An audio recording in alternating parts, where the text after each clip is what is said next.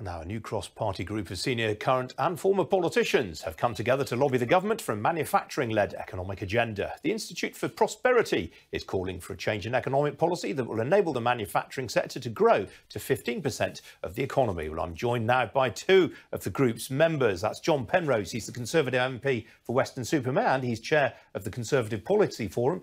And I'm also joined by Stephen Kinnock. He's Shadow Minister for Asia and the Pacific, and he's Labour MP for Aberavon, home of the Port Talbot Steelworks. Gentlemen, welcome to you both. Stephen, let me start with you. Whose initiative was this? Well, John Mills is the guy behind it.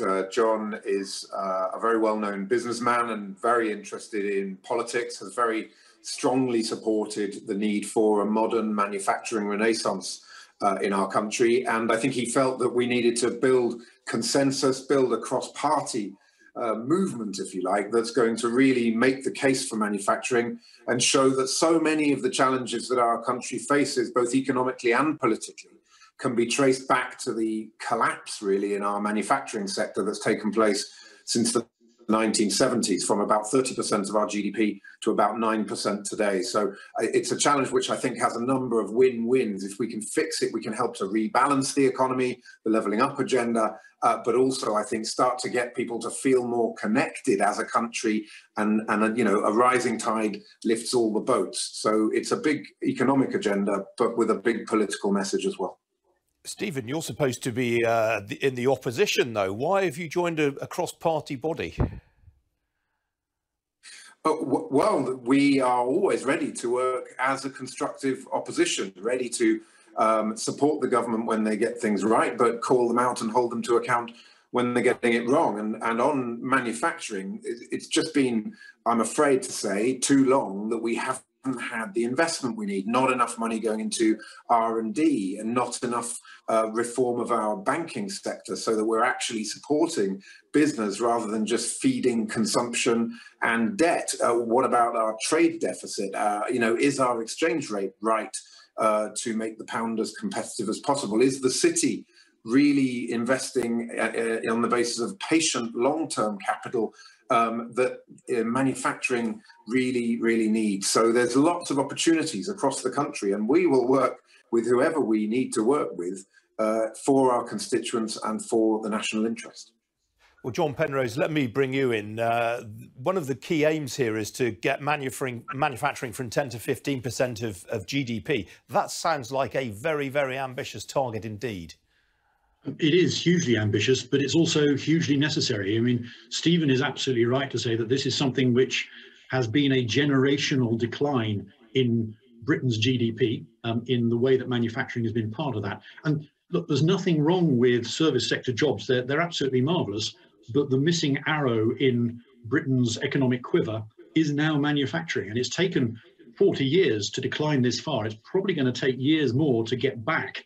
So it's a hugely difficult thing. Successive governments have tried, and I'm afraid, you know, not been successful, of Labour and Conservative and coalition. So it is time, I think, for a cross-party look at what can we do which will work, you know, no matter who's in government over the next couple of decades, to rebuild this, because it's going to be a long, slow, but much needed haul.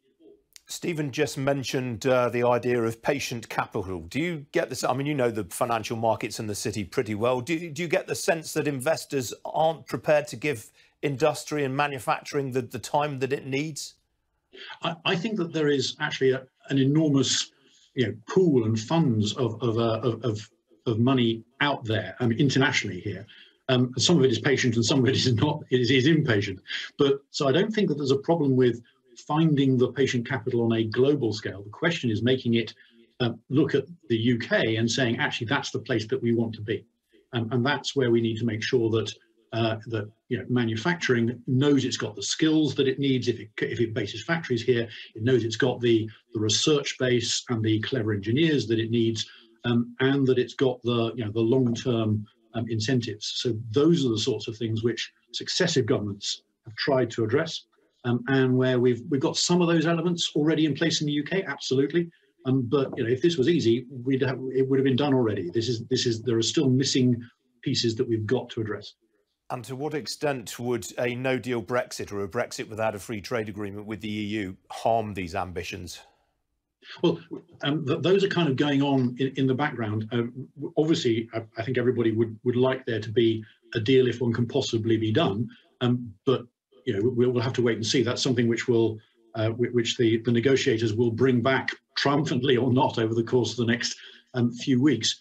I think that regardless of what happens there, we're going to have to work with whatever we're given, whatever can be agreed between the UK and the rest of the EU. That needs to be, that's a sort of a background point. It's going to be important, but no matter what happens, this needs to, the renaissance of British manufacturing needs to happen in either scenario. Good deal, bad deal, no deal. Manufacturing is going to be part of our future, and it has to be prioritised. All right, John Penrose, Stephen Kinnock, we have to leave it there, I'm afraid. Good to see you both. Thank you.